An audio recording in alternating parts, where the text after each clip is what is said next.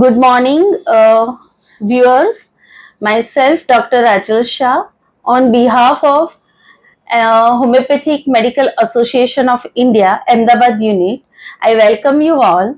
And again, we are here with a new and exciting topic with one of the senior doctor of Ahmedabad, Dr. Shashank Kothari, sir. I welcome you, sir. Hello. Welcome. हम लोग start करते हैं उससे पहले मैं sir के बारे में कुछ बताना चाहूंगी बिकॉज आज का टॉपिक है जो जनरली इनिशियली प्रैक्टिस डेज में हम केस लेते भी घबराते हैं और हम हमेशा डाउट में होते हैं कि इनक्योरेबल डिजीज के केसेस हम कैसे रिजॉल्व करें या पेशेंट को कैसे हम क्योर दें। बस उसी टॉपिक के बारे में आज हम डिटेल लेंगे, केसेस डिस्कस करेंगे, but with different perspective because we all are knowing that homeopathic flourish with different system. Ultimately, as aphorism 1 says, the only and high mission is to cure, restore the sick. And same way, आज हम एक different system के साथ एक new approach and new cases with long follow up discuss करेंगे with doctor Shashank Kothari sir. Sir is practicing since 27 years this homeopathic and he is MD. He has worked with different trusts. He is a principal and medical superintendent and professor in Department of Physiology in Gandhinagar Homeopathic Medical College, Gandhinagar. Sir is regularly visit at Dahod and Mumbai with some days of the months and sees the patients of different. Sir is practicing actually basis of SSRH, sir. Yeah. So I hand over you, sir. Mike, sir, आप बताएं हमें कि ये system क्या है and how this system helps in homeopathy with different incurable cases. क्योंकि आज का हमारा मेन वही है कि scope of homeopathy in different kind of incurable disease. So welcome you sir. First of all madam, आप लोगों को HMI यूनिट को बहुत धन्यवाद करना चाहता हूँ कि बहुत ही अच्छी ये सब बिगिनिंग है, तो इसके लिए वजह से बहुत सारे स्टूडेंटों को अलग अलग अप्रोच से कैसे प्रैक्टिस करना चाहिए वो एक आप लोगों ने जो रास्ता स्टार्ट किया है, बिगिनर ये स्टार्ट किया एक साथ। फर्स्ट ऑफ ऑल आपको थैंक यू। हम लोग आप लोगों का सपोर्ट है जनरली मैडम, ऑलवेज, क्योंकि हमने भी एक जमाने में जब कहीं पे सीखने गए तो नो वन इज देयर, लेकिन एक बहुत अच्छा मीडिया हो गया तो it's a good thing. First of all madam, मैं 27-28 साल से होम्योपैथिक प्रैक्टिस कर रहा हूँ, लेकिन 2007 में कोइंसिडेंटली सैगल सिस्टम का एक लेक्चर मैंने भरा।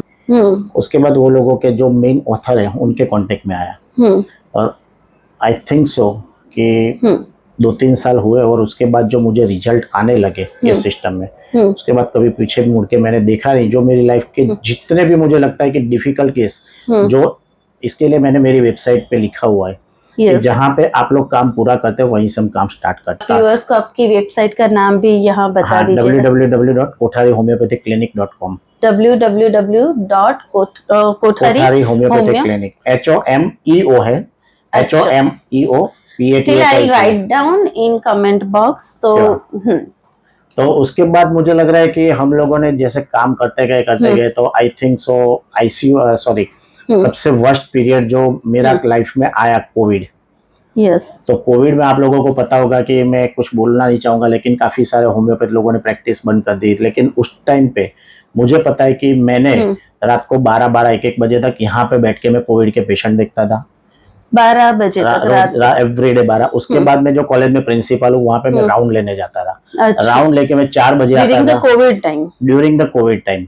6-6:30 बजे वापिस मैं, मतलब 2-2.5 घंटे 3 घंटे की मेरी नींद होती थी। उसके बाद फोन कॉल स्टार्ट होते थे। सप्ताह में 1 से 2 बार मैडम, मैंने शायद कितने स्टूडेंट ने मेरे लेक्चर अटेंड किया वो मुझे पता नहीं है, लेकिन उस टाइम पे मैंने 6 बजे सुबह लेक्चर स्टार्ट किया था। मैंने बोला कि how we help the general public, how.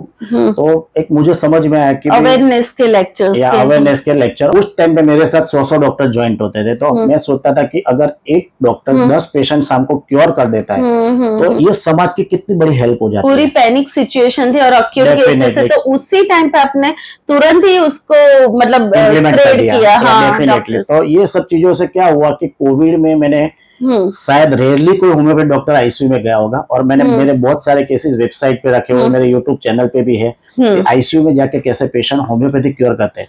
अच्छा। आप बिलीव नहीं करोगे, और आईसीयू के पेशेंट देखे थे सर आपने? मेरे पास सब काफी सारे वीडियो, आपको लगेगा कि कैसे ये सब हुआ। और वो एक बहुत अपॉर्चुनिटी अच्छी थी, पैनिक सिचुएशन थी, तो आई थिंक के होम्योपैथ को सीधी एंट्री भी मिल, को याद हो कुछ शायद 2 जुलाई को, हाँ। जब अपना डॉक्टर्स डे होता है 8 उस टाइम के दरमियान अपना फर्स्ट एपिसोड कोविड का पूरा हुआ। उस टाइम पे doctor Raj Sharma, he was suffering from Covid, और उनको बोला गया कि आपको वेंटिलेटर पे रखना पड़ेगा, लेकिन one of the my middle doctor, उन्होंने बोला कि कोठारी सर से कांटेक्ट करिए। ही वाज आल्सो एमडी, उन्होंने मुझे कांटेक्ट किया, मैंने उनकी फोन कॉल्स में हिस्ट्री लिया, मैंने उनको फोन पे हिस्ट्री लिया। उस टाइम पे तो वैसे भी हाँ पॉसिबल नहीं था, तो मैंने उनको दवाई भेजा। First day, second day, third day, रोज जो मेरा जैसे एलोपैथिक वाला हिस्ट्री मिलती थी। हाँ डेफिनेटली। अच्छा, क्योंकि वो भी हमें समझाना कि ये सिस्टम में हम कैसे कोर लेते हैं। मैडम मैं वो समझ टाइम, हाँ। तो मैंने हार्डली शायद 3 या 4 मिनट उनकी हिस्ट्री लिया, और मेरे डॉक्टर्स को बोला कि इनकी ये 3 पुड़िया अपने को भेज दिए। अच्छा, बराबर। फर्स्ट पुड़िया भेजा, सेकंड डे पे हमने बात किया इट्स स्टेटस को, थर्ड डे पे मैंने बोला सेकंड पुड़िया ले लो, और थर्ड डे पे उनका रिकवर स्टार्ट हो गया। विद इन 5 डेज में I think so is completely recover. जो कोविड वाले लोग बोलते थे 21 डेज में रिकवर पेशेंट्स होता है। उसके बाद मैंने बोला कि आप 7 डे पे आपका HSG करा रहे, सॉरी सिटी स्कैन करवा लो, एंड इट वाज सरप्राइज कि सिटी स्कैन वाला भी नॉर्मल था। तो उनके रेडियोलॉजिस्ट भी सरप्राइज हो गए विद इन 7 डेज। तो उनके रेडियोलॉजिस्ट भी सरप्राइज हो गए कि ये जो चीज होती है ये मिनिमम 21 डेज स्पॉट्स डिसअपीयर होने में लगती है। अच्छा। उसके बाद उन्होंने मुझे थैंक्स टू टेस्टिमोनी वीडियो भेजा। अच्छा। एक दिन में 20 लाख लोगों ने, 20 से 40 लाख लोगों ने देखा, तो बोले कि कैसे पॉसिबल हो। और जो जब एलोपैथ डॉक्टर कन्फेस करता है कि मैं आज अगर क्योर हुआ हूँ, वो भी होम्योपैथिक मेडिसिन से, वो भी 3 पैकेट्स आई गेस। हाँ, ओनली 3 पैकेट्स। हाँ। तो लोगों के लिए बहुत सरप्राइज था। और उस ML साइकिल 3 वर्ड आपीने गया। ये 3 वर्ड છે પ્રેઝન્ટ, persistent and predominant, એના ઉપર આખી સાયકલ સિસ્ટમ વર્ક કરે છે। તો વોટ ઇઝ ધ પ્રેઝન્ટ, કે પેશન્ટ ડ્યુરિંગ સિકનેસ એના મેન્ટલ બિહેવિયરમાં શું ચેન્જ આવે છે, this is the present. Persistent કે એ કમ્પ્લેન દરમિયાન કોન્સ્ટન્ટ શું ચાલ્યા કરે છે, અને પ્રીડોમિનન્ટ ઇટ મીન્સ કે એની લાઈફમાં એ કમ્પ્લેનથી શું ફેરફાર થયા। બસ એક્યુટ હોય, ક્રોનિક હોય, कोई पण हमें कोई मायाजम कंसीडर नहीं करता। इसमें थोड़ा ट्रेन होना पड़ेगा ये सिस्टम। डेफिनेटली मैडम, शुरुआत में तो ये सिस्टम बहुत आपको इजी लगेगा, लेकिन जैसे एक टाइम जाएगा। इसमें 3 फेज है, हम लोग ऐसा मान के चलते हैं। First phase it's very easy, लेकिन सेकंड फेज में क्या आपको डिफरेंशिएट करना पड़ेगा, बराबर। लेकिन अगर सेकंड फेज आप क्लियर कर दिया तो third phase is very very easy. आज कोई भी पेशेंट आते हैं तो हमारे यहाँ पे कोई भी कितने भी केसेस होते हैं, अगर 10 केस भी आ गया तो मुझे नहीं लगता है कि मुझे 1 घंटा 2 घंटे से ज्यादा टाइम लगता है। मैं यहाँ पे मेरा एवरी दैट इज एक्सपीरियंस। हम लोग क्या करते हैं कि पेशेंट जो हिस्ट्री देता है वो सुनते, उसको हिस्ट्री सुनते हैं, उसमें से 1 2 3 4 ट्राई करते हैं कि जो भी रूब्रिक आते हैं वो रूब्रिक को उसके बाद पेशेंट के साथ कंफर्म कर लेते हैं एज पर आवर एक्सपीरियंस। तो ये रूब्रिक कहाँ से फॉर्म हुए होते हैं, मतलब that is from our repertories only? Definitely. Okay. आज कैंट की रेपर्टरी है, मर्फी की है, सिंथेसिस है, उसी के साथ उसी के ही है मैडम। जो है जो रूब्रिक है वो सब साइलेंट पड़े हुए हैं। तो इसमें ऐसा नहीं है कि सर के कुछ लिमिटेड ड्रग्स हम यूज करते हैं, ऐसा कुछ? Because I am not knowing much of it, that's why I am asking कि इसमें पूरी मैडम कोई अनलिमिटेड मेडिसिन है और अनलिमिटेड रूब्रिक्स है। रूब्रिक्स को हम जेम्स बोलते हैं। जेम्स मतलब अपने 2 दरिया के मोती है, अच्छे अच्छे जेम्स निकालो, उसको यूज करते जाओ। अच्छा। और ऐसे ऐसे केसेस हम निकालते हैं कि कई बार हम भी सोचते हैं कि यार ऐसे केसेस ठीक हो सकते हैं। हाँ। बरोबर। तो आज जो 2007 के पहले मैं जो चीजें मिस करता था लाइफ में, और लेकिन 2008 9 10 एज पर हमारा एक्सपीरियंस, तो मैं ऐसा बोल सकता हूँ कि वर्ल्ड का कोई भी केस आता है, आई स्टार्ट द मेडिसिन, उनको बोल देता हूँ कि I try to best for you definitely. और हो सकता है कि 10 में से 8 9 केस में हम निकल भी जाते हैं। एक तो केस में नहीं निकलते, उसमें कई बार डीप पैथोलॉजी होती है, या उनको बोलते हैं कि आपकी जो भी बाकी की लाइफ है वो बेटर जाएगी। तो सेगल सिस्टम कभी भी प्रिजुडाइज नहीं होने देती कोई डॉक्टर को। अच्छा। माइंड में क्लियर रहता है कि भाई हाँ, क्योंकि जो पेशेंट बोलता है उसको सिंपल और 100% मेंटल बेस पे ऊपर आधार है। हम लोग फिजिकल पे जाते हैं। पैथोलॉजी भी हम वहीं पे आएंगे सर कि आप बताते हो कि बहुत सारे केसेस आप सर ने देखे हैं, इनक्योरेबल केसेस की लिस्ट जो हम बोले, जैसे कि SLE है, रूमेटॉइड आर्थराइटिस है, ऑटिज्म है, एडीएचडी है, सर ने बहुत सारे अच्छे रिजल्ट मिले हैं ये सारे केसेस में, एंड लॉन्ग फॉलोअप के साथ। ऐसा नहीं है कि बस टेम्पररी है, patient is there still. Sir ने सारे वीडियोस भी अपने वो यूट्यूब चैनल पे रखे हैं। तो हम वही पूछना चाहेंगे कि सर आप कैसे एंटर हुए, मतलब कैसे कॉन्फिडेंस आया, चाहे जो भी सिस्टम करे, homeopathy is there for cure, help out the patient, पर पहुंचना तो हमें एक दवाई पे है डेफिनेटली। तो वो मेडिसिन तक पहुंचते हैं तो वहां बहुत सारे रास्ते निकलते हैं, और उसके साथ कॉन्फिडेंस चाहिए, विजन चाहिए, पैथोलॉजी चाहिए। जैसे हम रूब्रिक से एक दवाई के साथ पहुंचते, पर पैथोलॉजी को कैसे सर आप कंसीडर करते हैं, और आप अपने फर्स्ट इनक्योरेबल केस को कैसे ठीक किया, कैसे लिया, क्या दिक्कतें आई, वो बताइए सर। देखो मैडम, सबसे पहले as per homeopath we cure the patient, not the disease. बराबर, तो चाहे कितने भी डायग्नोसिस नहीं चाहिए। हाँ। समझ लो, मैंने आपको सिंपल एग्जाम बताया कि कोविड में जो पेशेंट में फर्स्ट आईसीयू में देखने गया, तो वो पेशेंट को क्या था मुझे तो पता ही नहीं था। सब कोविड वाले ही थे, सबकी दवाई अलग, सबकी दवाई अलग। जैसे वो पेशेंट ने, मैंने उसको बोला कि मुझे इन्होंने भेजा हुआ है, बराबर। उनका पहला ऐसा था, अच्छा सर आप मुझे ठीक कर दोगे? बोला हाँ ठीक है सर, दवाई दे दो। बाकी कोई कन्वर्सेशन नहीं, दिस इज माय कन्वर्सेशन। मैं जो मेरी दवाई 5-7 जेब में लेके घूमता था, उनकी जेब में मुंह में डाल दी, बरोबर। उन्होंने जस्ट मेरी आंख में दोबारा पूछा, सर आप सही में ठीक कर दोगे? मैंने बोला हाँ सर। ये जो वीडियो जो मैंने अभी आपको कन्वर्सेशन दिखाया, ऐसे 3 वीडियो मैंने डाले हुए हैं, तीनों पेशेंट की मेडिसिन सेम है। आज वो पेशेंट कंप्लीट क्योर होके अपनी लाइफ में घूम रहा है, और वहाँ के एलोपैथ जो लोग पल्मोनोलॉजी जिसको बोलते हैं, वो लोग भी सरप्राइज है, क्योंकि वो सब मेरे फ्रेंड्स थे। बोले कोठारी हमने क्या उखाड़ लिया, अब तुम भी देख लो तो क्या करते। हमें तो चांस ही मिला था कोविड में, हमारे पास तो चांस था। जब अपने बोलते हैं ना कि जब आपके पास कोई भी क्राइसिस आती है तो इट इज बिग अपॉर्चुनिटी, आपका बेस्ट आउटपुट। डेफिनेटली। और उसी टाइम पे मैंने यही काम किया। मैंने थ्रू आउट द कोविड मैंने कोई वैक्सीन भी नहीं ली, ना मेरे फैमिली मेंबर को लेने दी, इवन ना मेरे कोई जितने भी स्टूडेंट मेरे यहाँ पे बैठते थे ना किसी को लेने दी। अच्छा, बराबर। और मुझे आई थिंक कोविड हुआ भी नहीं। I am the safe as per अपने होम्योपैथ वैक्सीन में तो मानते ही नहीं है। हाँ सही है सर। तो पैथोलॉजी को कैसे आप मेंटल रूब्रिक लेके आप बताए कि केस के थ्रू के कैसे? देखो, अब आप जो बता रहे हो कि 2006-7 के पहले मेरे पास जितने केसेस आए, तो आई थिंक डीप पैथोलॉजी वाले केसेस को मैं क्योर करता था, लेकिन एक मुझे सेटिस्फेक्शन नहीं मिलता था। क्योंकि शायद हो सकता है कि जो भी सिस्टम से मैं प्रैक्टिस करता था उसमें शायद मैं मेरा 100% इनपुट नहीं दे पा रहा होगा। I never blame the system. लेकिन मुझे ऐसा लगता था कि यार कोमा वाले पेशेंट कैसे क्योर करे, एडीएचडी वाले कैसे क्योर करे, शायद हम ही नहीं समझ पाते। हाँ, ऑटो इम्यून डिजीज कोई भी आता है, रूमेटॉइड आर्थराइटिस वाले पेशेंट आते हैं तो कैसे क्योर करे। जिसको एक खास अभी बहुत चला है सोरियाटिक आर्थराइटिस। उस जमाने में मेरा सबसे पहला पेशेंट 2004 में आया था। अच्छा। और मैं आपको आया कन्फेस कि वो पेशेंट एक्सपायर हो गया था, बरोबर। तो मैंने बोला कि यार या तो होम्योपैथी गलत है या तो मैं गलत हूँ, बरोबर। और ये सोरियाटिक आर्थराइटिस तो बहुत डीप रूटेड, मतलब इट्स ऑटो इम्यून ही बोल सकते हैं ना? ऑटो इम्यून ही है, बरोबर।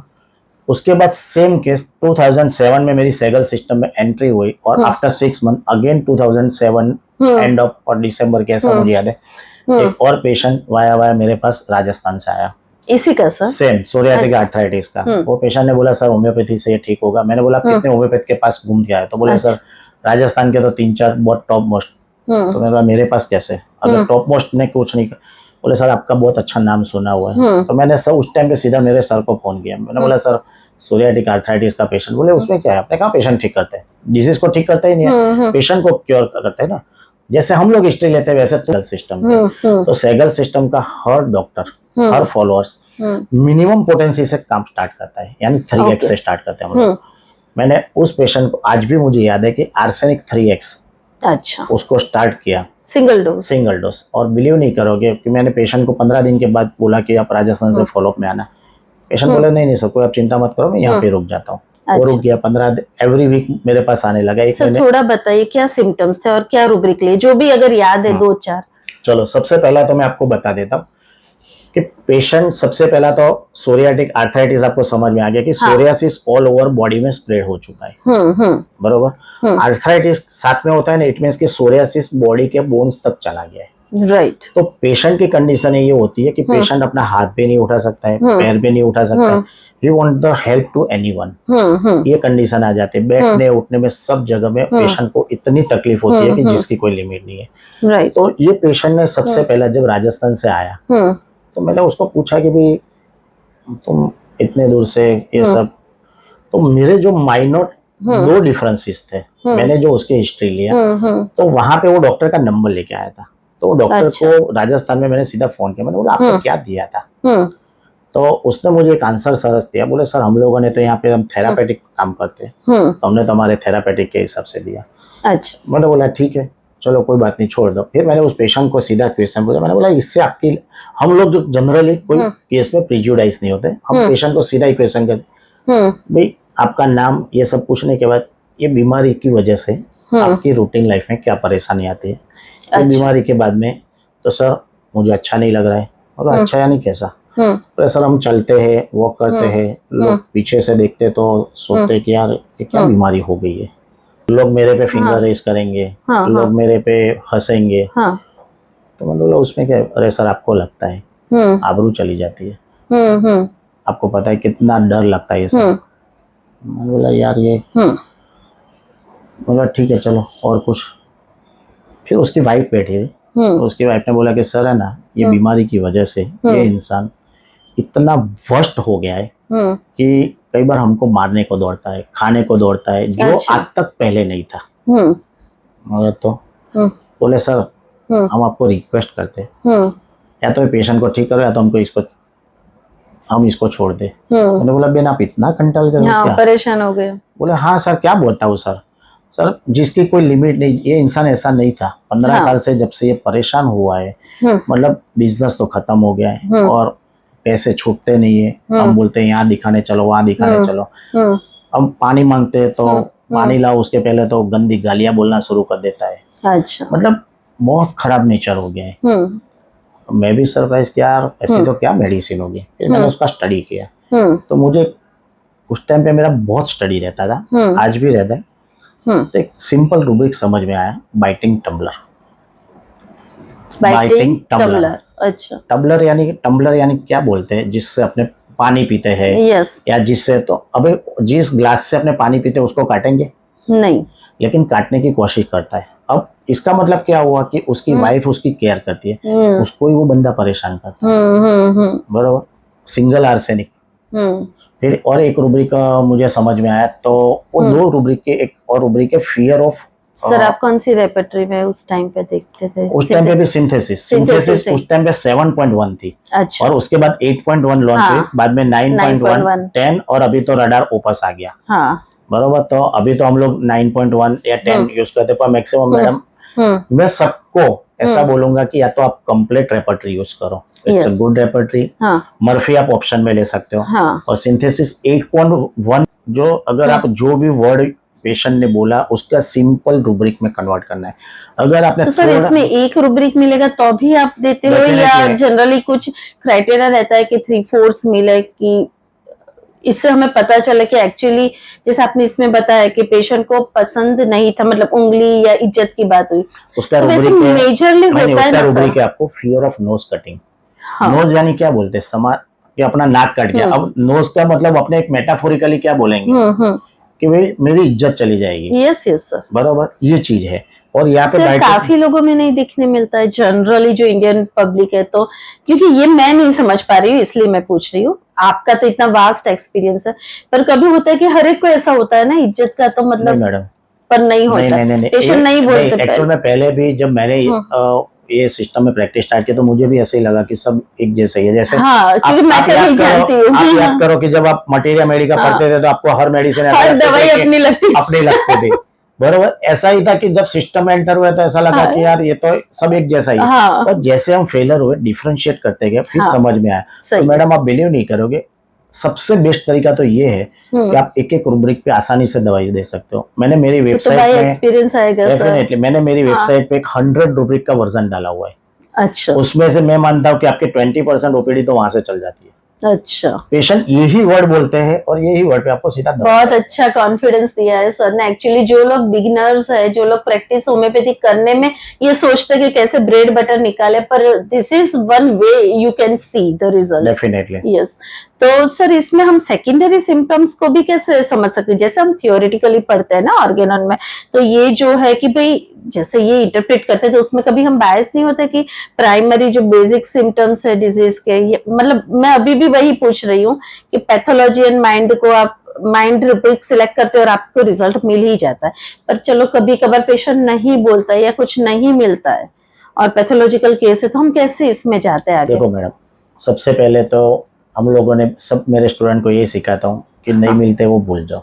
मैं भी पहले ऐसे ही सोचता था कि कैसे मेंटल नहीं मिलते, तो हमारे सर ने बोला वो जस्ट लैक ऑफ विजन। हाँ बराबर। आप सोचो कि मुझे 100% मेंटल लेना है तो 100% मेंटल मिलेगा, चाहे 2 दिन का बच्चा हो, चाहे 5 दिन का बच्चा हो, कोई भी ऑब्जर्वेशन से भी ऑब्जर्वेशन। इवन मेरे कोमा वाले पेशेंट है, मैंने बोला ना कोविड में मैं आईसीयू में ऐसे ऐसे पेशेंट निकाले। एक बॉम्बे का वीडियो अभी मैंने रखा हुआ है, तो वो भी प्लीज बताइए कोमा में आपने कैसे ऑब्जर्व किया, वही क्वेश्चन है। अभी मैं आपको बताता हूँ। चलो आप बता रहे हो कोमा, तो कोमा वाले पेशेंट में राजस्थान हॉस्पिटल में एक पेशेंट को देखने गया। वो लेडी थी, यंग लेडी, कोमा में चली गई। तो मैंने उनको, अब उनके पास तो क्या, लेकिन उसका फेस, जब आप माइक जिसको अपने बोलते हैं ना कि होम्योपैथ फिजिशियन मस्ट बी कीन इन ऑब्जर्वर, यस सर, मैंने उसका फेस देखा तो 24 आवर से वो कोमा में थी और जस्ट ग्लूमी और सैड फेस था, जैसे लगा था कि उसके साथ कुछ हादसा हुआ है। तो मैंने उनके फैमिली मेंबर को उसके बाद पूछा कि भाई क्या प्रॉब्लम हुआ था ये। अब कोमा का केस हम कैसे लेते हैं मैं आपको बता देता हूँ। तो उसको मैंने सिंपल पूछा उनके हस्बैंड को कि भाई जब ये कोमा में गई उसके पहले क्या हुआ, जरा मुझे इतना हिस्ट्री बता दी। तो उसने बोला कि सर एक्चुअल में 1 वीक पहले फीमेल चाइल्ड हुई है, बराबर। अच्छा। और मेरे और मेरा वाइफ के बीच में बहुत सारा डिस्प्यूट हो चुका, तो मैंने उसको मारा। अच्छा। और उसके बाद वो कोमा में गई है। ओके, बराबर। मैंने बोला ठीक है। अब डॉक्टर्स ने तो बोला कब कोमा से बाहर आएगी, उनको तो कुछ लेना देना ही नहीं क्या हुआ। यहाँ पे मैं सीधा सिंपल सी इग्नेशिया 3x उनके मुंह में मैंने बोला कि पुड़ी आप डाल दो, 48 आवर्स में मुझे बताना। बोले सर ये लोग तो बोल रहे कब आएगा। मैंने बोला किसने भेजा है आपको? जिसने भेजा है उसके ऊपर कॉन्फिडेंस रखो। अब 24 आवर्स भी नहीं हुए थे, 10-12 घंटे हुए और उनके रिलेटिव मुझे बोले सर पेशेंट तो कोमा में से बाहर आ गया। बोले सर क्या किया? मैंने बोला मुझे जो आपने बोला था, मुझे मेरा काम करना था वो कर दिया है, बरोबर है। तो मैडम ऐसे ही कोमा वाले पेशेंट को हम निकालते हैं। कई बार जरूरी नहीं कि हर पेशेंट निकालते हैं। तो सर कई, हाँ मैं वही पूछने वाली थी कि कई पेशेंट में देर भी लगती है, डिपेंड्स ऑन कितना डीप सिस्टम में इन्वॉल्व है। तो आप कैसे तब हैंडल करते हो रिलेटिव्स को, या आप कैसे कॉन्फिडेंट होते हो कि नहीं 2 दिन लगेंगे, 3 दिन लगेंगे, आ जाएंगे, वी हैव टू वेट? क्योंकि उस टाइम पे हम भी पैनिक नहीं होने चाहिए। जैसे क्योंकि मैडम एक्सपीरियंस, आज जितना कई बार कोमा वाले पेशेंट तुरंत अपने पास आते हैं ऐसा जरूरी नहीं है। मैक्सिमम तो क्या होता है, पहले तो हॉस्पिटल वाले 2-4 महीने अपना काम पूरा कर लेते हैं। उसके बाद उनसे काम नहीं होता है तो पेशेंट को बोलते हैं लेफ्ट ओवर ही केस आते हैं। हाँ आप घर पे ले जाओ, घर पे हॉस्पिटल बना दो, आईसीयू घर पे बना दो, और उसके बाद वो ऐसा चलो let us try for homeopathy ऐसा करके बुलाते हैं। तो कई बार कई पेशेंट में हमने देखा कि रिजल्ट नहीं आता है, और कई केस में हम बेस्ट ट्राई करते हैं तो बहुत फटाफट रिजल्ट आ जाता है। सेम हिस्ट्री उस टाइम पे जिसको मैंने आपको, ये 3 वर्ड हमारे माइंड में पहला ही होता है कि भले पेशेंट आफ्टर 6 मंथ भी मेरे पास आए, लेकिन I want try to find the present, persistent and predominant. Predominant कहाँ से निकलेगा कि वो उसकी लास्ट आप पूछो पेशेंट के रिलेटिव को कि भाई ये उसकी पास हिस्ट्री में क्या था last 6 month, 4 month, 8 month, definitely आपको कहीं ना कहीं क्लू मिलता ही मिलता है। अच्छा। और उसको हम सीधा रूब्रिक में कन्वर्ट करके उसकी चाहे कितनी भी डीप पैथोलॉजी हो, लेकिन मेडिसिन देते हैं। कई बार 3x से स्टार्ट करते हैं तो नहीं मैडम हम नेक्स्ट पोटेंसी में ही जाते हैं। हम लंबा वेट नहीं करते जब ऐसी कंडीशन में 3x, 6, 30, 200, 1m, 10m, 50m, cm तक भी चले जाते हैं। अच्छा। तो इन बिटवीन कहीं ना कहीं पेशेंट में चेंजेस आना स्टार्ट हो जाते हैं, फिर हम स्टॉप हो जाते हैं। अच्छा। और सम टाइम में रिजल्ट बहुत that is something training you have to learn with this system कि कैसे potency only for experience madam. हाँ, और वो समझना भी जरूरी है। Only and only experience, nothing else. सब डॉक्यूमेंटेशन करते हैं कि कुछ आगे से। हाँ, मेरे पास मैडम हर पेशेंट का हम वीडियो रिकॉर्डिंग करते हैं। अच्छा। उसके फॉलोअप से लेके सब कुछ। हाँ, क्योंकि हमारे होम्योपैथिक में चाहे जो भी सिस्टम हम कर रहे हैं काम, हमेशा यही दिक्कत रहती है कि डॉक्यूमेंटेशन ही नहीं है, आपका प्रूफ दिखाइए वो। हाँ, एक्चुअल में मैडम क्या है कि एक सिंपल समझो कि अपने आर्सेनिक बोलते थे, आर्सेनिक से कितने सारे पेशेंट क्योर होते हैं, कितनी बीमारियों वाले, कितनी एरिया भी कवर होते हैं, कितनी बीमारियों वाले आप समझ लो कि क्योंकि जो आर्सेनिक का पिक्चर बनाता है वो तो रेस्ट कैन नॉट रेस्ट में फंस जाता है, और हम लोग आर्सेनिक के अलग अलग अलग अलग, अब मैंने समझा आपको ये बाइटिंग टबलर आप लोगों ने सुना भी नहीं होगा। हाँ, नहीं। फियर नोज कट ऑफ का ऐसे सुना ही नहीं होगा। ऐसे सिंगल रूब्रिक वाले हजारों रूब्रिक है, यहाँ से आर्सेनिक मैंने ये सारे सिंगल है सर सिंथेसिस आर्सेनिक में मैडम 120 कितने खाली फियर के रूब्रिक है। मैंने उसके ऊपर एक लेक्चर लिया हुआ है और अच्छा। पूरा लेक्चर मैंने उसके ऊपर डाला हुआ है यूट्यूब पे। अच्छा। अब लोगों को ये पता नहीं है कि आर्सेनिक के फियर कितने टाइप के हैं। मैंने अलग अलग स्टाइल से इतने सारे लेक्चर लेके उसके वीडियो सब मैंने डाला हुआ है कि प्रैक्टिस में आपको इतने हेल्पफुल होंगे। सही है। टारगेट एक ही रहता है एक्चुअल में क्या मैडम कि लोग आने वाला पेशेंट और डॉक्टर दोनों को टाइम कंज्यूमिंग बहुत है। कोई पेशेंट भी जल्दी लंबा बैठना नहीं चाहता है। आखिर पेशेंट ही खुद अब बोलते हैं ना कि आप घंटा 2 घंटा तो चलेगा केस, किसी को नहीं भी कंफर्टेबल। हमारे यहाँ पे मैं 5 मिनट में केस पूरा करता हूँ, 3 मिनट में पूरा करता हूँ, तो बोले सर हम तो मेंटली प्रिपेयर होके आए थे कि आप 1-2 घंटा लेंगे। पर सर आप वहां तक पहुंचते उससे पहले तो पूरा कोर्स समझ के सिस्टम समझ के इतना एक्सपीरियंस लेके पहुंचते हैं, नहीं कि आज अगर मैं चलो ट्राई कर रही हूँ तो कल को मैं 2 रूब्रिक पे दे पाऊंगी, ऐसा नहीं है। जब स्टार्ट करोगे आप समझ लो कि हिमालय चढ़ना है, पहले से सोचेंगे इतना बड़ा हिमालय कैसे चढ़ पाएंगे, तो पॉसिबल है।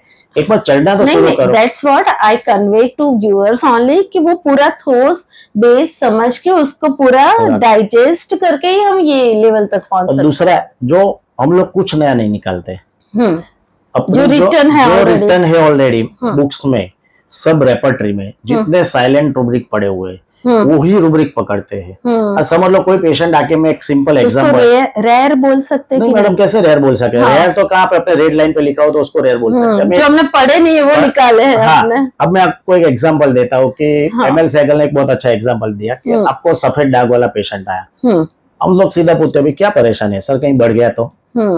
ओके चलो और कुछ बताना है?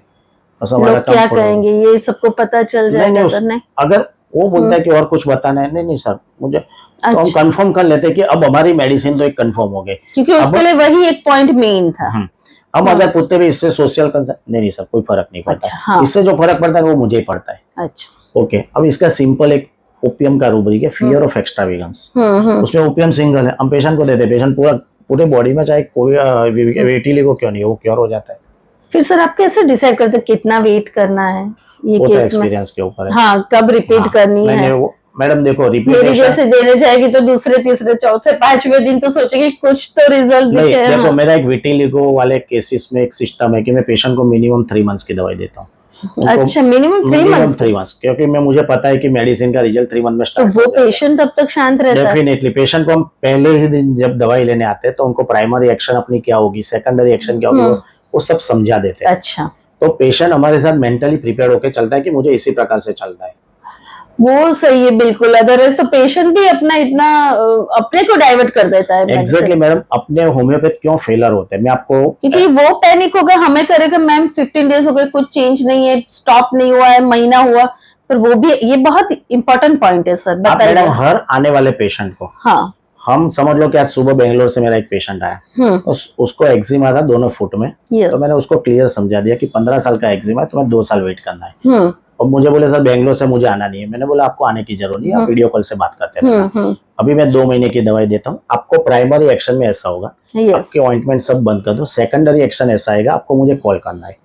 अच्छा, बरोबर। उस टाइम पे हम एक एक्स्ट्रा एसएल देके रखते हैं कि ये स्टार्ट कर देने की, ताकि पेशेंट मेंटली प्रिपेयर हो जाता है। उनको हम पूरा भी हेल्प करता है, वे ऑफ एडमिनिस्ट्रेशन और अपना वे ऑफ मेडिसिन का क्या रहेगा ना, वो पूरा मैडम उसको समझा देना है। तो उससे पेशेंट है ना, आप बिलीव नहीं करोगे, मेरे ऐसे पेशेंट है 3 साल 4 साल से बहुत लंबी बीमारियों के साथ चल रहे हैं, और काफी क्योर होने की तैयारी है। ऐसा वो लोग मेंटली प्रिपेयर होते हैं कि हाँ हमको ऐसा, और उनका कॉन्फिडेंस भी बनता है ना फिजिशियन में कि इनको पूरा खबर है, बिल्कुल जैसे बता रहे वैसे ही हमें क्योर मिल रहा है। ये अपने क्यों फेल होते हैं मैडम?